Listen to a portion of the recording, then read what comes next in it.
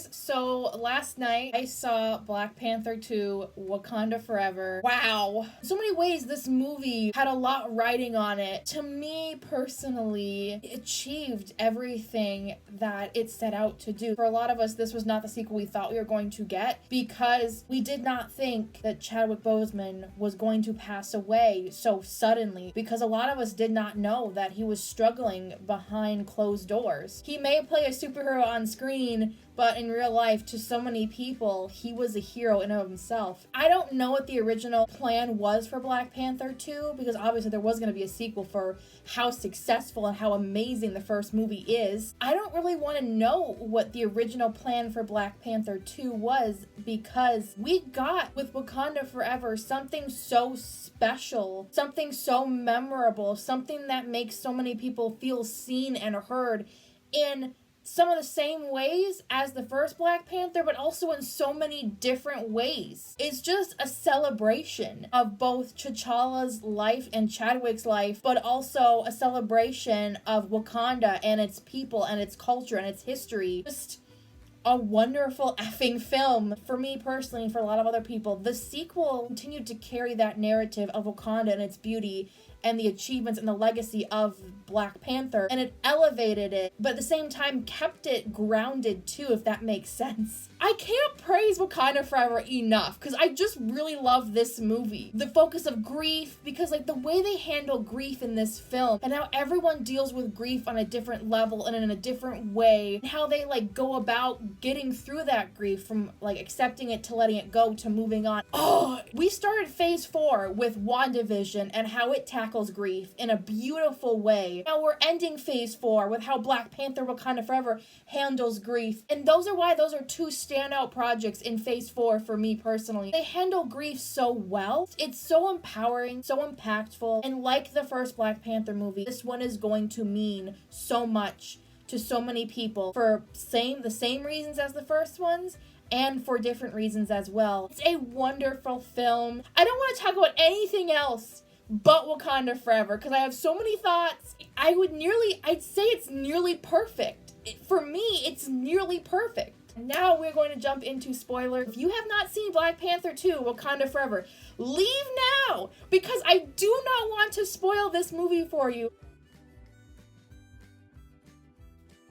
The first thing that I need to talk about is just the beginning of the movie. The first thing that really shook me, and I can feel the tears starting to work themselves coming into my eyes. We're not gonna cry in this video. The movie starts out and it just like, don't just like slowly ease into it. It just like hits you like a sledgehammer to your chest at full force as soon as the movie starts. With Shuri and is like frantic in her lab. You have this molecule structure, like a DNA structure with molecules. When I first saw that she was trying to find some type of cure, I knew that T'Challa was going to die. I mean, granted, we knew he was going to die, but Shuri is trying to save him. The hysteria and, like, the stress is causing, like, because she tells everyone to get out of her lab, and you can tell, like, she's already lost her dad. She is struggling. Like, his heart rate is at 29%. Her mom comes in. Knew in that moment his heart rate has stopped.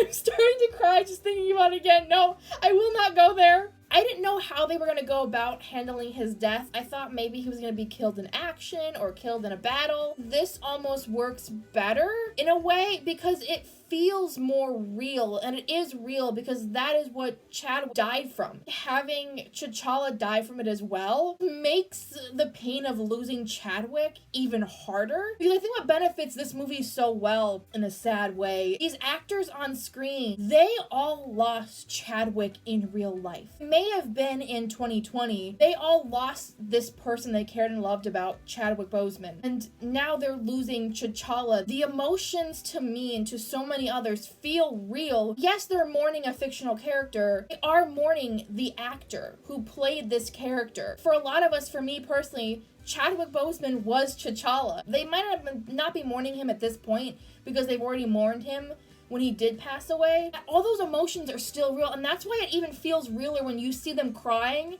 When Shuri is crying at his funeral, she breaks down on top of his coffin. I felt that because it's like, I'm sure Letitia Wright broke down so many times in real life learning what happened to Chadwick and just like thinking about him. When you see Shuri go through all of what she goes through, the struggle of dealing with grief in her own way, just pushing herself into her tech, into her work, pushing away like the spiritual stuff that what her mother is going through, like her mother is dealing with grief in terms of like a spiritual sense. I feel him in the breeze, I feel him in the sun, I see him in my mind. That's how she's dealing with the grief, is like feeling him all around her, his spirit, his essence. And Shuri being like, that's just your brain making all that stuff up. Shuri may deal with things in a more logical, scientific way. That's how you're dealing with the grief. Whereas your mother is going through a spiritual way, and every character deals with grief their own way. Nakia, she didn't see T'Challa as a king, as the Black Panther. To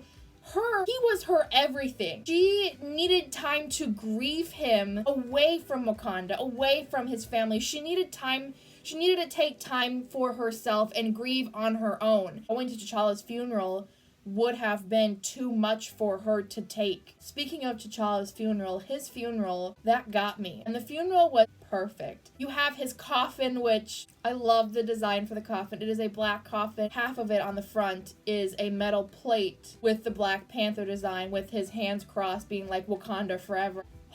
You can see like everything is in slow motion for Shuri, and she's still not ready to accept her brother has died at that point. Runs back to that coffin and just breaks down crying, and honestly, I would have done the same. The other beautiful thing that I love that they do in the beginning of this movie is the Marvel logo. That was so wonderful.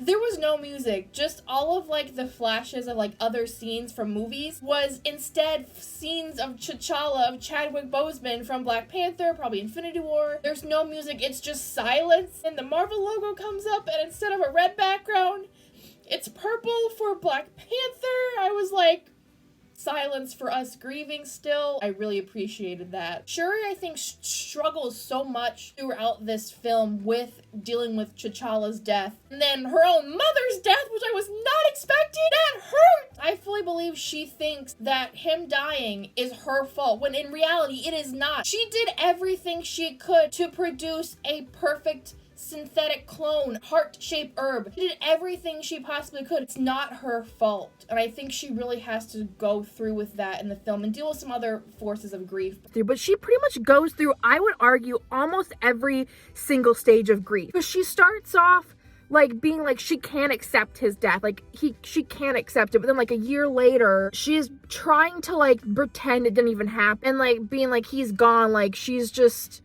like, whatever, he's gone, that's it, there's nothing I can do. It goes through like the stage of like feeling like it's her fault, like she did something wrong, when in reality she did everything possible that she could in that moment. And then you have her being consumed, wanting revenge. Like, she's had everything taken from her. She had so much revenge and anger and hatred towards Namor, but she chose empathy. She realizes that grief, like loss, anger, hatred, revenge has consumed both you and me, Namor. Think through Riri Williams. By the way, Riri Williams, I love her. She's so good. The parallels to Riri and like her getting her first Iron Man suit to the same parallels that Tony went through. Hey, here's the thing. No one will ever be able to replace Iron Man in the MCU as both Iron Man and his legacy that he led in the MCU, but also like the legacy and like the impact he's had on so many people's lives. To see an Iron like person in some capacity has me so happy. But the parallels to when Iron Man got captured in the first Iron Man movie and he builds his makeshift suit out of like parts that he can find, and like he escapes and like comes out of it, you have then Riri, like she built this Iron Man, Iron Heart suit all around with makeshift parts like Iron Man, and her breaking out is kind of like her like saving herself too, because like the CIA agents are after her, so she has to break out and kind of like save herself too, which I love. And then her first test flight, like with Tony's first test flight, like they don't know how to go about it, they're just like testing the waters. Like he goes so far up into the atmosphere and like loses consciousness, like because it's way too far, loses like power to his suit, and like he just barely catches himself. The same thing with Riri.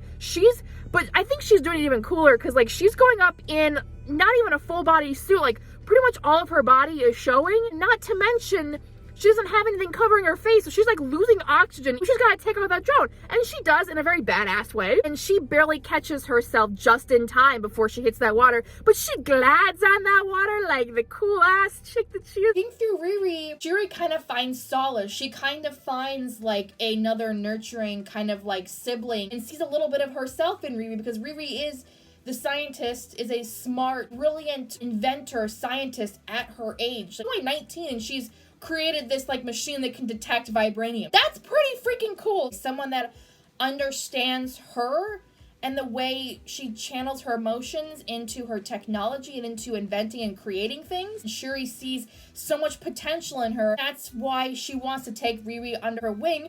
Also, because she wants to, like, stop Namor from killing Riri, because, like, Riri's a kid.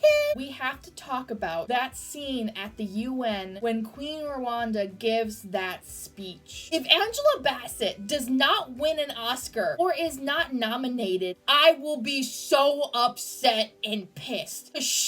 Oh my god, she was so good in this film. And when she died, I was so upset. I mean, I get why they did it, because it had to motivate and be more impactful to Shuri, for her to like really deal with grief, would finally come to terms with don't let your revenge and anger and hatred consume you. But like when the queen is in the UN, she's saying like, you think Wakanda is weak. You think we are vulnerable without our protector, without our king. You think vibranium is ripe for the taking. I don't think so. Wakanda is strong. No matter what, we will not be invaded. We will not be taken over. We will not let you take our vibranium, because we know what other countries seek. They are driven by power, for being the top dog, for being the top country. We know what you want that vibranium for. As she's given this speech, we are seeing flashes to what's happening on this boat in the Atlantic of soldiers going onto the ship wanting to take vibranium. I love when they open the vault and they think they're gonna find vibranium or something in there. Out of the shadows comes the Dora Milaje. I'm like, yes, that was so cool. I think they just kick ass. And I love Okoye before this movie, but she was so freaking badass in this movie when she struts out of the shadows being like, I don't think so. I'm like, yes! And when she finally got the upper hand and kicked that one Telecon's ass on the ship at the end, yeah, girl, go get it! The scene, I will say again, like, Angela Bassett deserves a fucking award. That speech she gives after Shuri's been kidnapped in the palace, being like, have I not given everything? I've lost my husband, my son, my daughter. Have I not given Wakanda everything? Have I not given my all? I mean, you have. Because Okoye has given all of herself to Wakanda as well. I didn't mean to lose Shuri, but it was just so sad, because, like, I understood where the queen was coming from, but at the same time, it was so sad to see the queen be like, you're not general of the Dora Milaje anymore, Okoye. It was like, oh, Okoye, no! And we gotta talk about Namor. Right off the bat. If he bad, why he sexy? I'm sorry. Namor was very attractive. Like, his accent was attractive. He was attractive. He is so intimidating. He is so scary and intimidating, and you believe everything he's saying. Like, he will come for Wakanda if Wakanda don't help him. I cannot believe this is the actor's, like, first role in a major film, or his first acting role ever, because, like, he's one of my favorite parts of this movie. Like, he's so good. I need to see more Namor in the MCU. I really want to see more flying Namor. I know he might not get to, but, like, that scene where he attacks Wakanda, he is, like, flying through there, like, he zigzags through the air, like, when he's first getting up into the air, and then, like, he does a mid-turn in air using, like, his feet, like, he uses his wings, like, wings on his ankles, like, rudders, to, like, stop him and, like, angle him, and, like, him flying through the air was so cool. I mean, I honestly, I was kind of Team Namor. I was Team Namor and Shuri, because, like, I get Shuri being like, you can't just attack the surface world, like, what the fuck? But I also get why Namor wants to. That's the thing I love about a good villain. A good villain is one where you can see where they're coming from. You see their reasoning for doing what they're doing, and you're like, yeah, I get it. But like with Killmonger, I feel like Namor's motivation is so good. The surface world has wronged him too many times. First it was the conquistadors coming and like bringing disease and famine to his people. They had to take this magic herb thing, sprouted like blue skin, and had to go live underwater so they could finally thrive in some fashion in this beautiful oasis, because like Telecon, oh my god, it's so beautiful. I was so awed. Shuri was awed and enamored. I was too, sitting on my seat like, oh my god, this is so pretty. Now you have this scientist, Riri Williams, who builds this machine to detect vibranium that is in the ocean. By them going after this vibranium that is linked to where they live, and soon they would probably locate Telecon. The surface world has wronged him. It's taken everything from him, and honestly, I don't blame him. Like, I get him thinking the surface world, like, being pissed off and, like, done with the surface world. He has a point. Like with Killmonger, what you want to do to the surface world, take everything from them like it was taken from you, is exactly what they did to you. You wouldn't be any better than they would be. They took everything from you. Now you want to take everything from them, from the surface world? That's no different than what they did to you. So valid. He wants to protect his people. Like Shuri wants to protect her people of Wakanda. So much was taken from you individually. You would be no better than they would be, than they are, by doing this. And I don't think he sees that because he's so caught up in his revenge and his hatred and his anger that it's consumed him. He doesn't see the logical side of it being like, you're being exactly like them. He doesn't see that. It's the same thing with like Shuri. At the end, when her and Namor are fighting, she is so consumed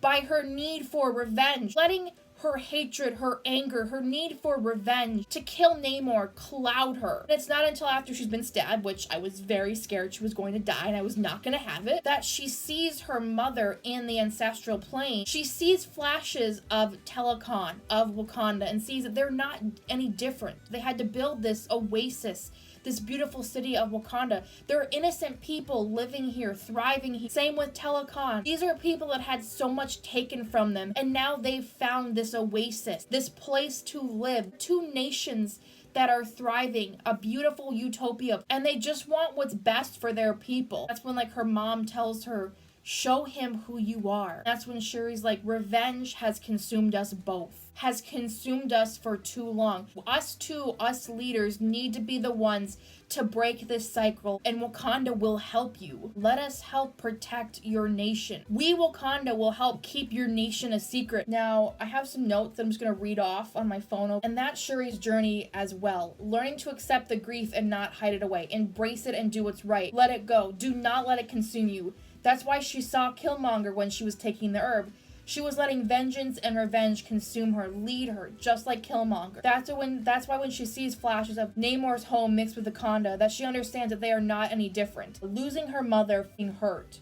Her death pushed her over the edge even more. She couldn't see past the anger and revenge. M'Baku giving her some advice / comfort. Their little moments together kind of feel like he's leaning towards an advisor to her or an older brother figure. That's what I thought. One of my favorite moments in the film. The moment they crack the code to make the herb again. Like, they get a 98% accuracy. I wanted to jump up and down in my seat. So wonderful. Shuri takes up that mantle of Black Panther after saying that it's an old, died-out tradition. It wasn't about being an old tradition. This is kind of like me going into my own theory. I think it was about her brother. He was the Black Panther to her. She couldn't be it, because then it would be like T'Challa is really gone to her. Wakanda needs its Black Panther. She's earned this. And then the end credit scene, oh my god, there were a lot of people saying that this was one of the best Marvel end credit scenes ever.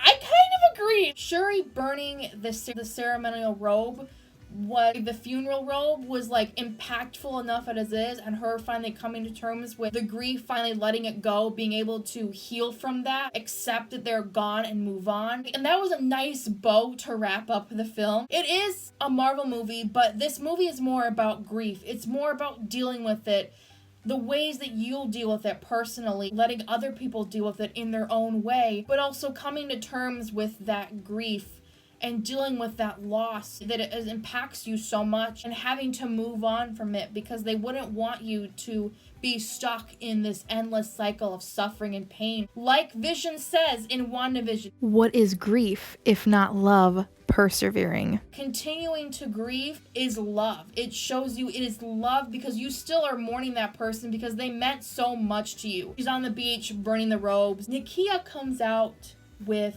a little boy. Part of me in that moment was like, who is this? And I was like, don't tell me this is T'Challa's son. I'm gonna lose it. Nakia says, I'd like you to meet my son. This is T'Challa's son. And then obviously Shuri's like, did he know? Like, yes, T'Challa knew that he had a son.